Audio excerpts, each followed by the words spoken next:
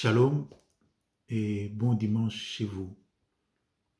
Nous célébrons aujourd'hui le 18e dimanche de ce temps ordinaire et la parole de Dieu nous invite à devenir riches des dieux. Vous savez que dans la vie, l'homme est caractérisé par le fait de chercher, toujours chercher. Chercher pour répondre à des besoins humains, chercher pour assouvir sa soif, sa faim, ainsi de suite. C'est ainsi qu'un petit enfant à peine né cherche le lait de sa mère. Le petit enfant qui grandit cherche à comprendre le monde, pose des questions à la maman, au papa, à l'entourage, pour comprendre le monde. Donc, nous sommes caractérisés par ce goût de recherche qui, en grandissant, devient plus fort et plus intense en nous-mêmes. C'est ainsi que l'homme se trouve devant des propositions de la vie, et la proposition de la richesse, la proposition du pouvoir et la proposition de Dieu. L'homme est invité à chercher toujours. Mais dans cet élan de recherche, parfois l'homme agit d'une façon erronée. Il cherche pour lui-même, sans se préoccuper des autres. Il cherche égoïstement son bien-être pour assouvir ses propres fins. L'homme cherche parfois des choses éphémères, des choses qui durent très peu de temps, des choses qui donnent une satisfaction pour un certain temps et puis ne signifient plus rien, soit pour l'homme, soit pour son entourage. Mais l'homme, dans toutes ses propositions, a aussi la possibilité de chercher Dieu.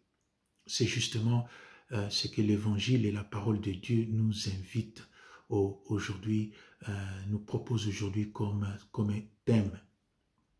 Déjà, dans la première lecture, Qoheleth nous rappelait que parfois notre recherche est simplement une vanité. Vanité de vanité. Nous cherchons le souffle, nous cherchons quelque chose qui nous sert aujourd'hui et demain ne sert à rien, pratiquement à rien. Job nous rappelait dans son livre que nous sommes nés nus et que nous mourrons nus. Ça signifie qu'il y a des choses que nous acquérons sur cette terre. Alors, notre soif, notre recherche doit être celle des dieux. Trouver Dieu, parce qu'avec Dieu, nous pourrons user bien ces richesses que lui nous a données. Avec Dieu, nous pouvons bien utiliser ce pouvoir que lui nous a donné. En dehors des dieux, notre pouvoir est simplement une destruction pour les autres. En dehors des dieux, notre richesse devient une domination pour les autres. Rappelez-vous ce que nous dit l'Ancien Testament quand les hommes ont cherché à devenir comme des dieux. Quand ils ont cherché à atteindre les hauteurs des dieux, et ils se sont mis à bâtir une grande tour, la tour de Babel, qui est finie dans le vide, dans le néant et dans le vent. Aujourd'hui, malheureusement, on voit autour de nous des exemples de cette tour de Babel. Des gens qui veulent imposer un ordre. Ils appellent ça nouvel ordre mondial. Oubliant que nous sommes tous les fils des dieux. Nous sommes le fils du propriétaire, que le propriétaire de la terre, le propriétaire de l'univers, c'est notre Dieu. Et nous sommes tous ses fils. Et nous n'avons aucun droit, à cause de nos richesses, à cause de notre pouvoir, nous n'avons aucun droit d'imposer un certain ordre au monde. C'est une entreprise qui n'aura aucune suite, ça ne sera que le vent. C'est vanité de vanité. Votre intelligence, au lieu d'être mise au service de l'humanité, détruit l'humanité. C'est vanité de vanité.